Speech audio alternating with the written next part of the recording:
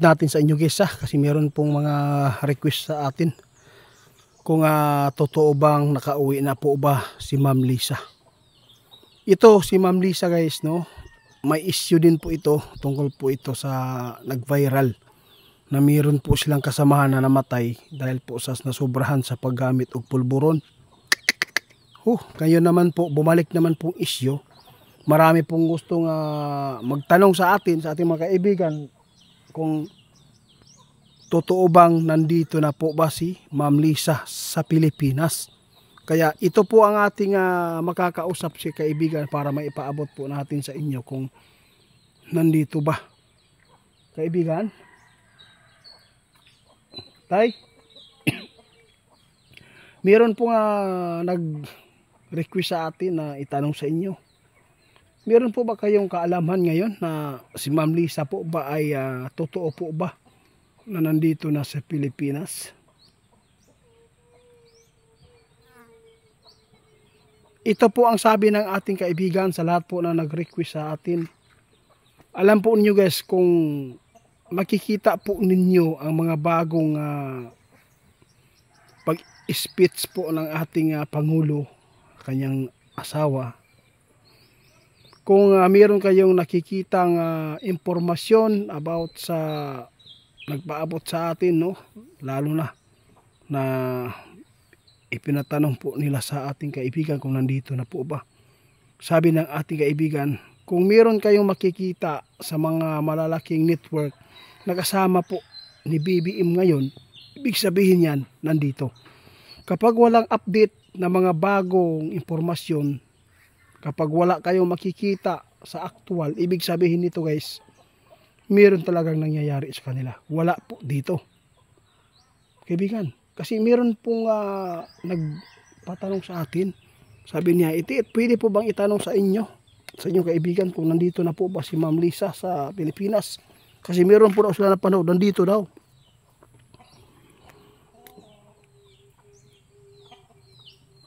Sabi ng ating kaibigan, kung meron kayong mga nakikitang bagong ipinapaabot sa social media ngayon, nakasama po ni BBM yung asawa niya, ibig sabihin daw, sabi ng ating kaibigan, nandito.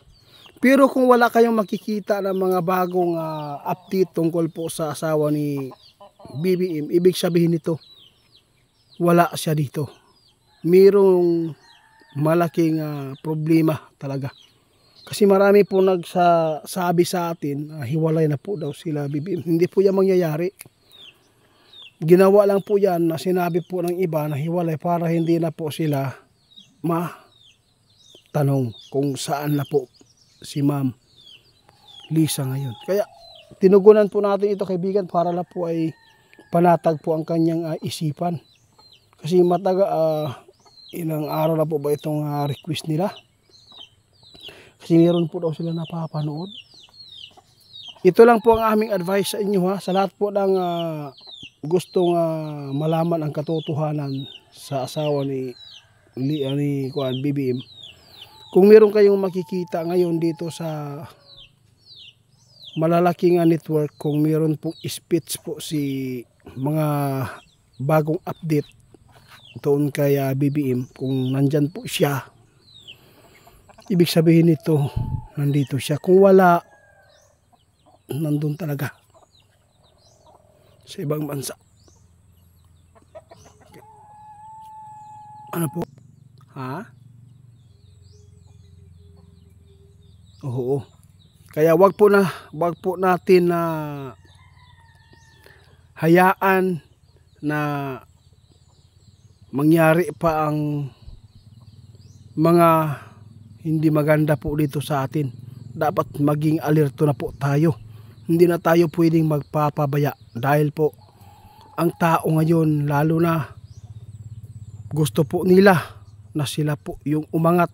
Nais po nila talaga dahil po sa mga pangluloko ngayon dito sa ating bansa. Alam po nyo guys, kumalat na po talaga ang balita ngayon guys.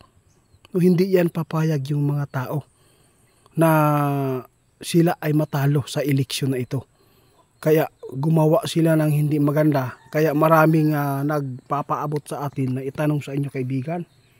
Natungkol po ito sa boating doon sa ibang bansa. Kasi QR code po yung ginamit.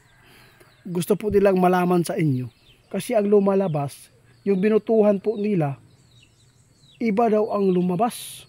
Kaya natatakot sila kung ano po ba ang makikita po niyo na may paabot sa kanila, kasi hindi po panatag ang kanilang pagboto. Maraming nagpaabot sa atin, maraming mga taga ibang bansa ngayon, mga Pilipino na OFW na hindi daw bumuto dahil po natakot po sila, baka po yung boto daw nila mapunta daw dito, doon sa yung pasensya na kaysa ano lang, dugtungan ko na lang, bangag daw. Kaibigan, yun po ang gusto nilang malaman. Kaya nais kong itanong sa inyo kung ano po ba, totoo po ba ito na may mga dayaan? Ito po guys alam po natin yan, hindi po yan maiiwasan na mayroong dayaan. Pero wala po silang magagawa guys kung hindi po sila itinadhana, kung hindi po sila itinadhana na manalo. Kahit ano pang gawin nila guys, dahil po makapangyarihan ang Panginoon. Yun po ang tandaan po ninyo. Huwag po ninyong ikabahala ang inyong boto sa tawag dito sa QR code, doon sa internet kung saan po kayo nagboto. Kasi hindi ko po alam guys, kasi meron lang po nagpatanong sa atin, kasi baka daw maisahan sila. Kaya yung iba hindi daw nagboto, baka sayang lang daw, baka mapunta daw doon sa kabila. Grabe po kanilang pagpapaabot sa atin guys. Takot na takot sila. Bakit po kaya? Kaibigan, kung ikaw tatanungin ko, hindi po ba pwede na mag-alala sila? Oo, wag po daw kayong mag-alala guys, Kahit ano pang gawin nila na pandaraya, hindi pa rin sila mananaig. Yun po ang sinabi ng ating kaibigan ngayon. Kahit gawin pa nila ang lahat, alam po natin maraming mandaraya. Kasi yung iba pumapaktay ng tao nga. Yung pandaraya pa kaya na hindi naman po buhay ang nakataya. Di ba kaibigan? Yun po ang isipin natin. Huwag kayong mag-alala. Magdasal po tayo na hindi tayo maisahan. Dapat po talaga guys na before tayo magboto ngayon, magdasal tayo para kahit po dayain man ang inyong boto, hindi pa rin yan mapupunta sa kanila. Alam natin guys, ang utak ng tao. Kapag ikaw ay nagsugal, kung nasa alanganin po ang inyong sugal, kung tingin ninyo na talo talaga, alam natin maraming tao magpaplano kung paano manalo sa pamamagitan po ng dayaan. Kaya aware lang po tayo ngayon na ipagdasal na lang po natin na hindi mananaig yung demonyo.